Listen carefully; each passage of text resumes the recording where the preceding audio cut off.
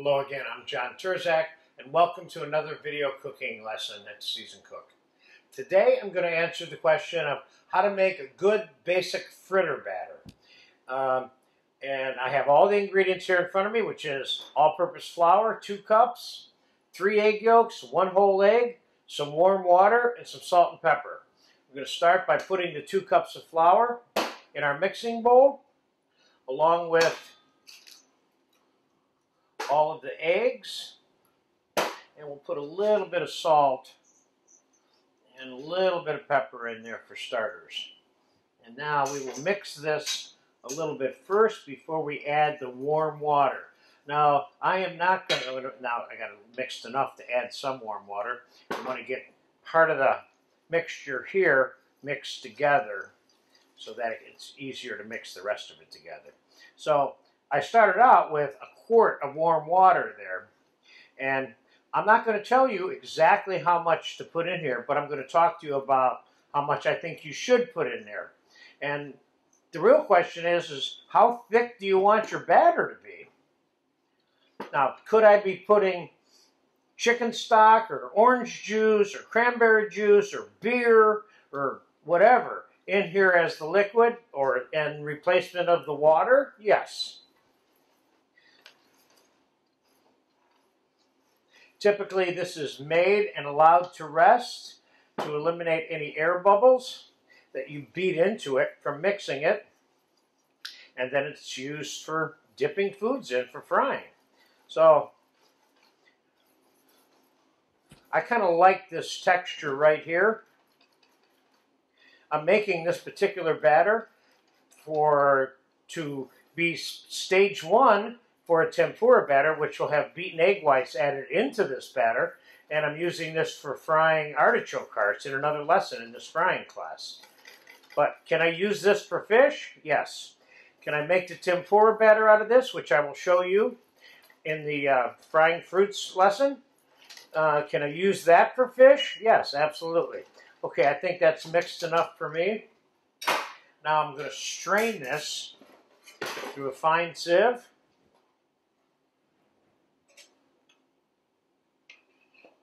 And I'm going to show you what the final texture is when it's all said and done here on a plate.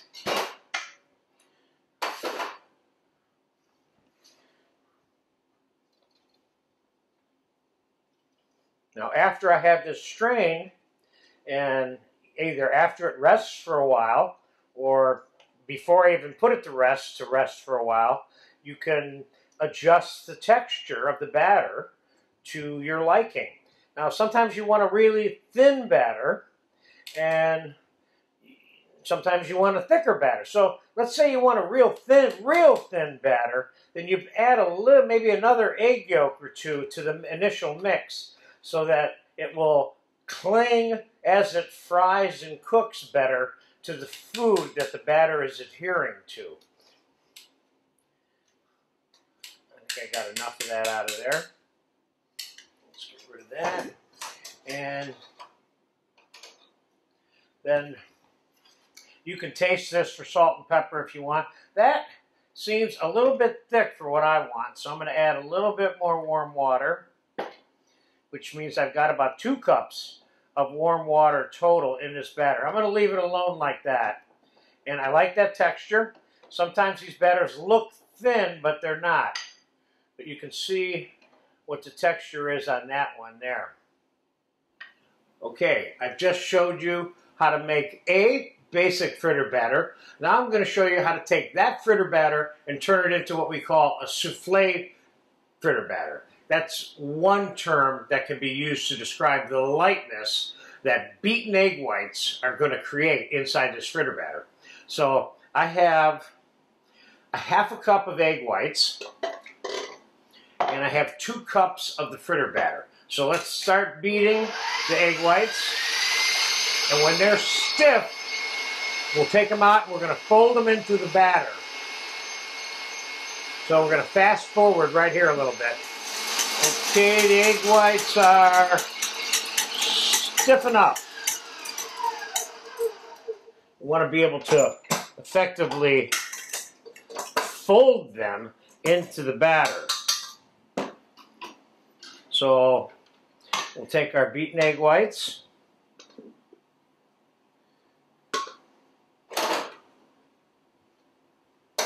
And we will fold them into this fritter batter. Now you can fold them with a whisk, or you can do what I'm doing. Now what do you do with this batter that you don't do with the plain batter? With this batter you use, first of all, this is like classic chili relleno batter. It's a soufflé lighter batter.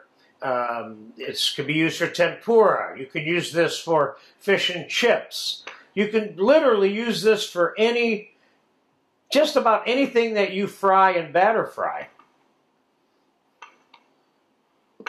Okay, that's